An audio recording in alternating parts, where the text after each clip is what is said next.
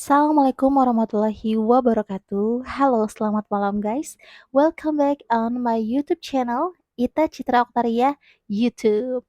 Ya guys, senang banget di malam ini aku Ita dapat ketemu lagi sama kalian tentunya di episode kelima ya.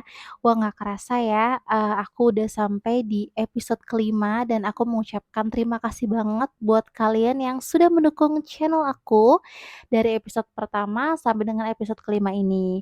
Dan untuk di episode kelima ini aku akan membahas tentang hal yang pastinya bakal kita tuh emosi banget guys. Tapi kenapa sih kok bisa emosi banget? Jadi kenapa aku bilang kalau pembahasan kita malam ini tuh bakal bikin emosi banget, karena aku bakal ngebahas dan mengusut tuntas kasus aliran, sesat di Korea Selatan yang sudah diangkat, di film dokumenter di Netflix yaitu In the Name of God: A Holy Betrayal.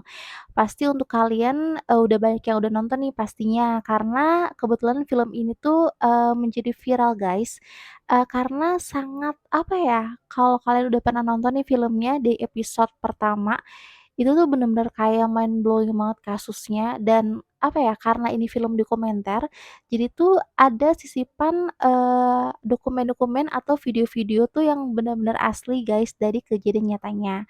Ya kalau misalnya saran aku nih buat kalian yang nggak terlalu kuat untuk nonton hal-hal yang berbau, abuse, seks bebas dan juga hal-hal yang menyangkut tentang kekerasan, mendingan kalian coba untuk nonton cuplikannya dulu. Jadi kalau misalnya kalian nggak terlalu kuat nih, kalian bisa skip untuk film ini.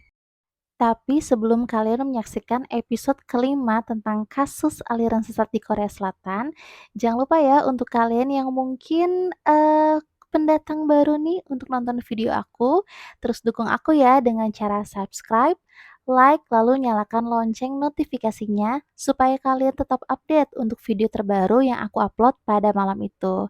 Yaudah guys, kayaknya udah pada nggak sabaran ya tentang pembahasan aku pada malam ini. Langsung aja kita simak kasusnya. Check it out! Jadi guys, di film dokumenter Netflix terbaru yang berjudul tadi tuh In the Name of God: A Holy Betrayal, itu di episode pertamanya dibahas tentang sebuah kasus aliran sesat atau perkumpulan sesat yang ada di Korea Selatan yang bernama JMS. Ingat-ingat ya guys, JMS. Dan untuk JMS itu apa sih, Tak? Jadi JMS adalah, suatu aliran sesat atau perkumpulan sesat yang ada di Korea Selatan yang dipimpin oleh Jong Myung Sok. Jadi, si Jong Myung Sok ini adalah, seseorang guys yang, mengaku-ngaku kalau dia tuh adalah Mesias. Jadi kan dalam kepercayaan agama Kristen, Mesias itu kan, berarti wakil Tuhan ya guys ya. Dan si Jong Myung Suk ini juga mengaku-ngaku sebagai Tuhan guys kepada para korbannya. Jadi pada saat kejadian ini berlangsung, si Jong Myung Suk ini merupakan, suatu sosok, yang sangat dihormatin guys. Kalau misalnya kayak dia kemana mana tuh pada, cium tangan, terus, pada pengen didoain sama dia, supaya mungkin, usahanya lancar, terus mungkin yang sakit, disembuhkan penyakitnya, dan yang mau wajib militer, juga diberi kelancaran dalam tugas negaranya. Jadi si Jong Myung Suk ini sosok yang sangat, apa ya, mungkin kalau misalnya di Indonesia atau dalam, Islam, ya kayak, penceramah-penceramah gitu ya guys ya, yang memberikan, keilmuannya dan orang-orang pasti melihat dia tuh sebagai sosok yang, sangat dikagumi. Jadi guys, untuk si Jong Myung Sok sendiri itu lahir pada tanggal 16 Maret 1945. Pada saat dia diinterogasi oleh pihak berwajib, banyak pihak yang menduga kalau aliran sesat atau perkumpulan sesat ini itu didirikan atas dasar singkatan dari namanya. Soalnya kan namanya kan JMS tuh, kayak ya persis kan namanya Jong Myung Sok. Tapi dia berdalih bahwa untuk nama tersebut bukan singkatan dari namanya. Jadi katanya JMS itu singkatan dari Jesus Morning Star. Tapi ternyata setelah pihak berwajib menyelidiki perkumpulan sesat ini, Ternyata perkumpulan sesat itu udah beberapa kali ganti nama, guys. Jadi setelah Jesus Morning Star, dia tuh berganti nama menjadi Gereja Echeon, lalu berubah nama lagi menjadi, Persatuan MS Pelajar Universitas Dunia, lalu berubah lagi menjadi Persatuan Kristen Internasional, dan akhirnya sampai sekarang aliran ini berubah nama menjadi Christian Gospel Mission. Jadi untuk asosiasi Kristen di Korea Selatan ini juga udah menetapkan guys bahwa, si JMS ini nih atau sekarang namanya menjadi Christian Gospel Mission, itu sudah ditetapkan menjadi aliran sesat. Kalau misalnya kalian udah nonton nih, film dokumenter Netflix-nya, kalian tuh bakal apa ya, beristighfar berkali-kali ya guys. Karena tuh bener-bener apa ya, bener-bener mind blowing dan bener-bener tuh jijik banget gitu loh kan. Dan yang lebih disayangkan lagi, banyak dari para korbannya tuh yang memang, baru buka suara setelah memang perkumpulan atau aliran sesat ini tuh udah berjalan cukup lama guys, karena mereka tuh mendapatkan ancaman dari si Jong Myung Sok itu sendiri. Dan menurut kesaksian dari para korbannya guys, si Jong Myung Sok ini selalu punya cara untuk merayu para, gadis-gadis tersebut hingga masuk ke dalam perangkapnya Jong Myung Sok. Kalau misalnya kalian nonton filmnya nih, ada beberapa para korban yang dihadirkan, tapi tentunya dengan nama samaran ya guys ya. Dan untuk korbannya sendiri itu nggak hanya berasal dari negara Korea Selatan guys, tetapi itu juga ada dari Cina, dari Hong Kong, dan bahkan ada dari Australia. Tetapi memang untuk, perkumpulan sesat ini sampai sekarang pun masih diselidiki ya guys, dan itu nggak menutup kemungkinan kalau bahkan ada korban dari, negara-negara lainnya. Dan yang bikin, lebih beristighfar lagi ya, pengakuan dari para korbannya, kalau di aliran JMS ini atau Jesus Morning Star tadi, itu tuh banyak banget perempuan-perempuan cantik yang direkrut, dan perempuan itu nggak hanya cantik aja guys, tapi tuh dia juga mempunyai tubuh yang semampai. Kayak tingginya tuh rata-rata, kayak 170 sentimeter. Wah, kayak nggak kebayang sih di tahun itu ya, udah banyak warga-warga Korea tuh yang tinggi-tinggi banget gitu loh. Karena aku tuh juga pengen tingginya tuh bisa sampai 170 sentimeter, tapi nggak pengen jadi korban JMS, amit-amit. Jadi dari para pengakuan korbannya tersebut guys, mereka tuh, bener-bener ditutupi oleh karakter si Jong Myung Sok itu sendiri. Kan karakternya kan, di mana kan dia bijak ya, terus dia tuh suka memberikan nasehat dan semangat, kepada para pengikutnya. Seperti yang aku jelaskan tadi di awal guys, kalau si Jong Myung Suk ini kan, lahir pada tanggal 16 Maret 1945. Jadi, dibandingkan dengan para korbannya guys, si Jong Myung Suk ini tuh tergolong, tipe ajusi-ajusi yang udah tua pastinya. Karena para korbannya itu rata-rata berusia 20 tahun guys, dan malah tuh ada, korbannya yang berusia tuh, belum legal atau belum dewasa.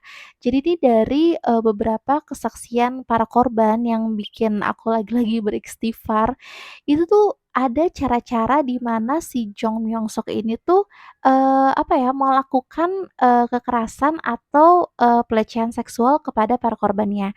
Jadi cara dia ini kayak gini guys, jadi, para korban itu atau para gadis-gadis cantik itu, kan mereka udah terkesima tuh sama karakter si Jong Myung Sok. Nanti tuh, si Jong Myung Sok ini sendiri tuh, pasti akan mencari target nih guys atau korban yang nanti akan dijadikan, istilah di sana tuh kayak pengantinnya dia gitu guys. Jadi nanti si korban tuh, dirayu, dimasukkan ke dalam sebuah kamar di mana tuh cuman ada mereka berdua aja, dan nanti si Jong Myung Sok ini tuh akan berdalih kalau dia tuh akan melakukan, pemeriksaan kesehatan guys. Jadi itu sebagai alasan si JMS atau si Jong Myung Sok ini tuh, meraba-raba, tubuh dari korbannya untuk melakukan tadi tuh pelecehan seksualnya.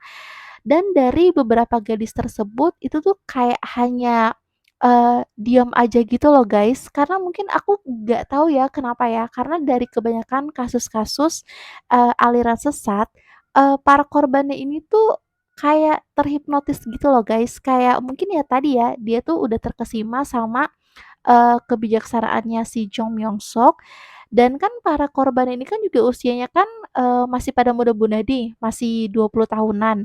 Jadi kalau menurut aku tuh di usia-usia kayak gitu tuh dia kayak belum bisa, apa ya, belum bisa, membuat pendapat nih, sampai speechless kayak gini aku ngomong, kayak membuat pendapat nih kalau yang dilakukan saat itu tuh, salah. Jadi tuh kayak si korban tuh kayak bener-bener, pasrah aja gitu guys dengan segala dalih-dalihnya si Jong Myung Sok, misalnya nih dia meraba maaf ya, kayak bagian sensitif, misalnya payudara wanita nih. Nanti dia berdalih kalau, pemeriksaan itu tuh, untuk menyembuhkan, kayak misalnya ada benjolan di payudaranya. Jadi biar, area-area tubuhnya wanita tersebut tuh menjadi sehat dengan sentuhan si Jong Myung Sok tersebut. Dan menurut kesaksian dari para korban si Jong Myung Sok ini guys, dalam satu hari Jong Myung Sok tuh bisa berhubungan badan dengan 50 orang wanita. Wah, kayak itu udah kayak kelainan banget sih guys, udah kayak hiper banget, kayak aduh bener-bener deh kalau kalian nonton ini, kalian bakal beristighfar kayak aku. Sejujurnya guys untuk film dokumenter, In the Name of God: A Holy Betrayal ini aku, belum terlalu selesai nonton nih, tapi kayaknya di episode-episode yang, sebelumnya itu ada, beberapa kasus yang beda juga. Kalau misalnya mungkin kalian penasaran, nanti aku akan coba untuk membahas di episode selanjutnya ya guys ya. Dan untuk, kasus ini kita balik lagi nih di kasusnya si Jong Myung Sok atau tadi Jesus Morning Star. Menurut para kesaksian para korbannya, tadi tuh dia bisa berhubungan badan dengan wanita itu sebanyak 50 wanita guys dalam satu hari. Dan ada nih salah satu, kesaksian para korbannya, jadi pada saat, itu guys di TV, itu ada suatu kejadian tragedi kebakaran dan banyak orang-orang yang meninggal dunia.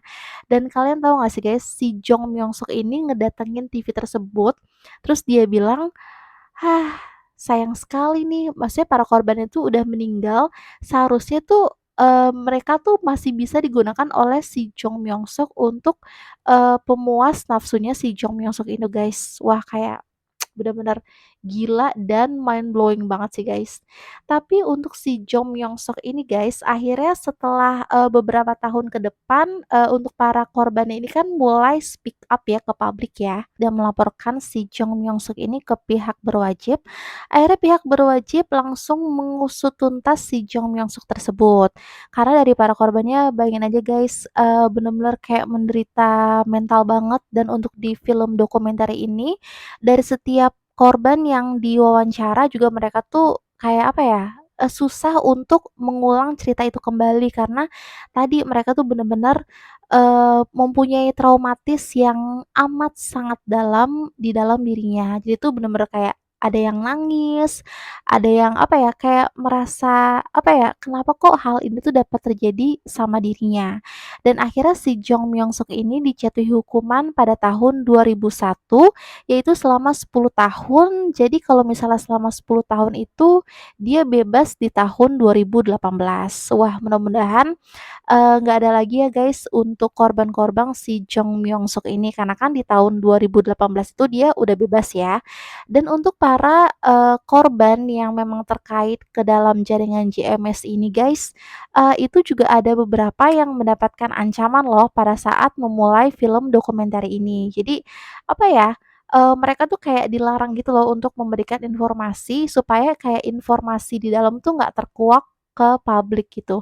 Tapi gimana ya, mereka tuh udah merasakan tekanan yang amat sangat besar, beban dalam diri mereka, dan mereka tuh bener-bener pengen bebas dari beban tersebut guys. Sehingga tuh yang namanya JMS atau aliran sesat tersebut tuh bener-bener ditumpas tuntas sama pihak berwajib. Kan untuk sekarang kan aliran tersebut tuh, masih ada ya, karena berubah nama tuh jadi Christian, Gospel Mission.